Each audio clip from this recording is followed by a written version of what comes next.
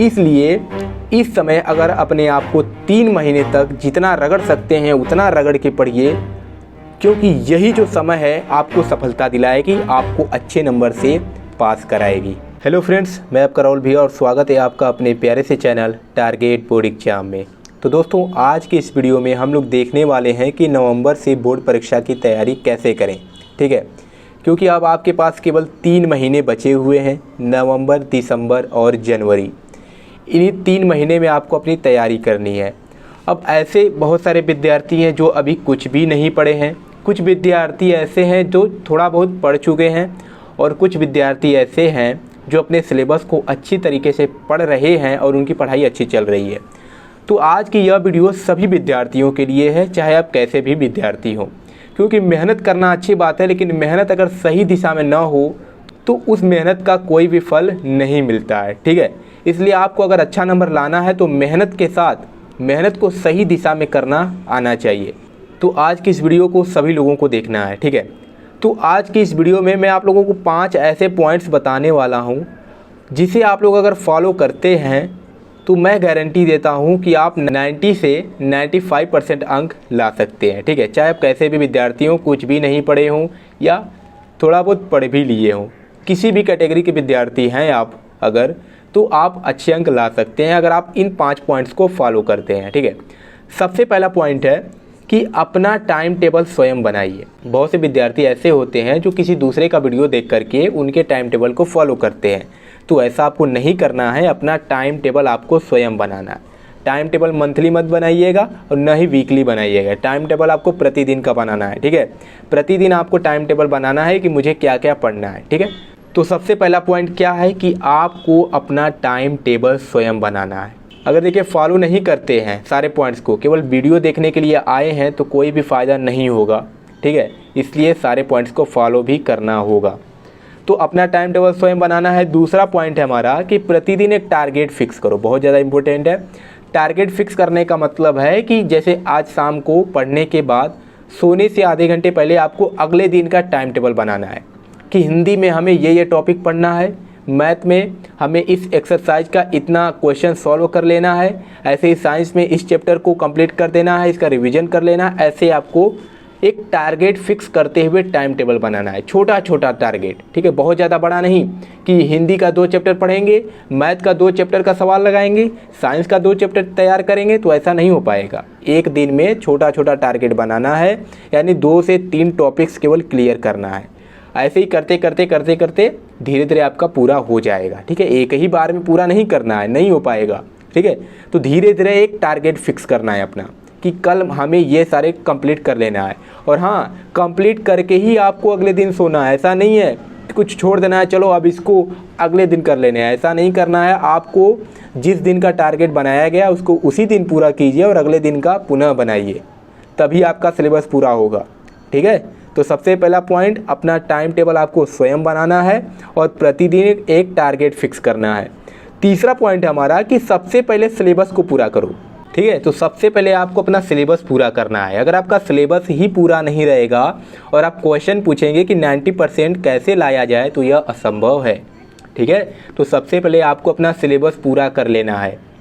देखिए, ऐसे ही पॉइंट्स को फॉलो करना है। टाइम टेबल बनाइए, टारगेट फिक्स करते जाएंगे, अगर हर दिन छोटे छोटे टॉपिक्स पढ़ते जाएंगे तो ऐसे ही आपका सिलेबस पूरा हो जाएगा। तो तीसरा पॉइंट हमारा यही है कि आपको सिलेबस पूरा करने पर अभी ध्यान देना है। अभी आप लोग सिलेबस के पीछे भागिए। दिसंबर के बाद जनवरी मंथ में पेपर से 1 महीने पहले मोस्ट इंपॉर्टेंट क्वेश्चंस PYQ हो गया, ये सब लगाया जाता है। ये सब मैं आपको बताऊंगा, ये सब आपको टेंशन लेने की ज़रूरत नहीं है कि PYQ कौन बताएगा, मॉडल पेपर को कौन सॉल्व कराएगा, ये सब मेरे ऊपर छोड़ दीजिए, ये सब मैं कराऊंगा। मैं जो पॉइंट्स आपको बता रहा हूँ केवल आपको उसको फॉलो करना है। ठीक है, अगला पॉइंट है कि एकांत में बैठकर आपको पढ़ाई करना है। तो आपको एकांत में बैठकर अपना पढ़ाई करना है। ठीक है, अगर आपका एक टेबल है, एक कुर्सी है, तो उसको उस रूम में लगा दीजिए, उस रूम में रख दीजिए जहाँ पर एकांत हो, शोर कम होता हो, वहाँ पे आप बैठकर पढ़ाई कीजिए। देखिए, जहाँ पे मम्मी पापा भाई बहन सब लोग बैठे रहते हैं, वहाँ पर अगर आप पढ़ाई करते हैं तो वहाँ पर कोई भी फ़ायदा नहीं होने वाला है, कोई भी लाभ आपको नहीं मिलेगा उस पढ़ाई से।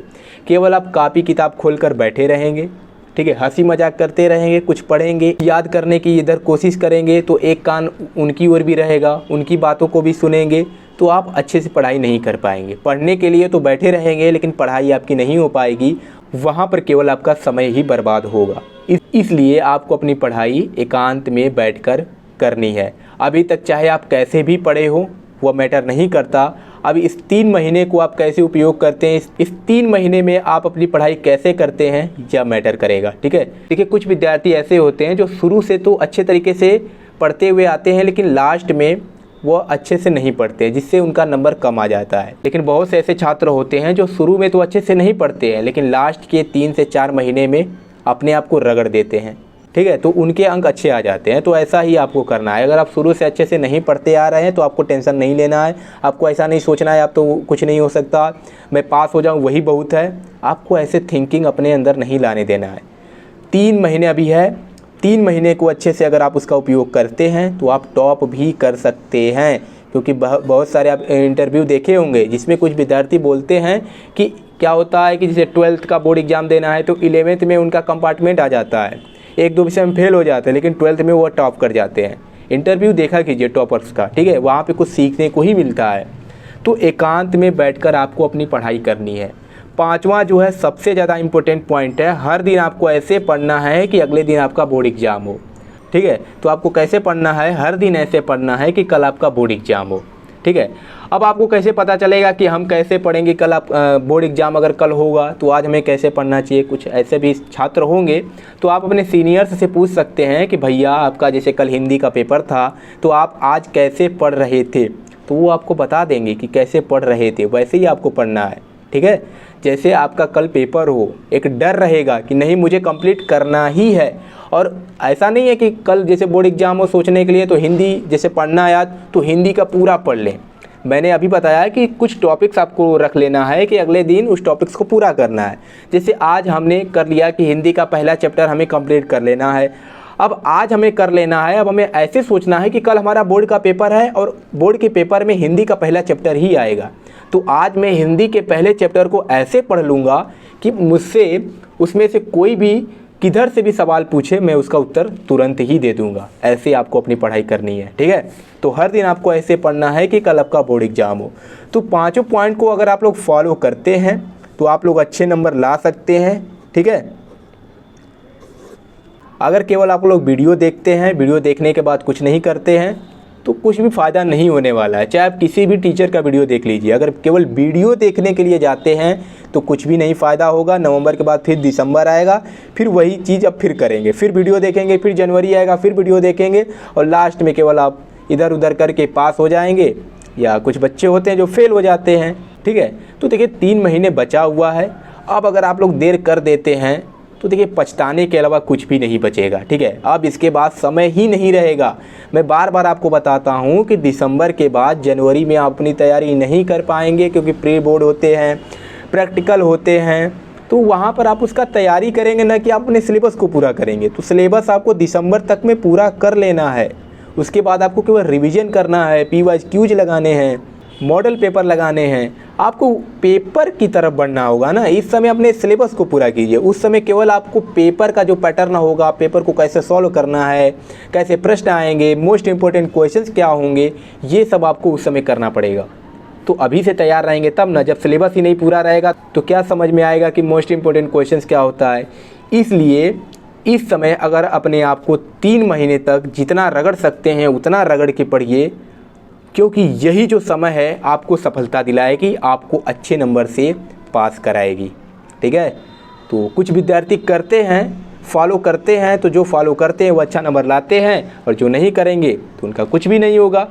इसलिए मैं बार बार आपको यही कहूँगा कि इस 5 पॉइंट्स को फॉलो कीजिएगा, तभी आप अच्छा नंबर ला पाएंगे। ठीक है, और अगर आपको कुछ भी समस्या हो तो कमेंट बॉक्स में पूछ सकते हैं, कमेंट बॉक्स खुला हुआ है। और PYQs हो गया, मॉडल पेपर हो गया, इंपॉर्टेंट क्वेश्चंस हो गया, इसका टेंशन आप लोग मत लीजिएगा, ये सब मेरे ऊपर छोड़ दीजिए, इसका गारंटी मैं लेता हूँ। इन सभी चीज़ों को मैं कराऊँगा, लेकिन मैं जो जो बता रहा हूँ उसको तो फॉलो करो। तो इन 5 पॉइंट को आपको फॉलो करना है। ठीक है, अगर आप सच में अच्छा अंक लाना चाहते हैं, बोर्ड परीक्षा में टॉप करना चाहते हैं, तो 5 पॉइंट्स को ज़रूर फॉलो कीजिएगा। तो चलिए मिलते हैं नेक्स्ट वीडियो में। धन्यवाद।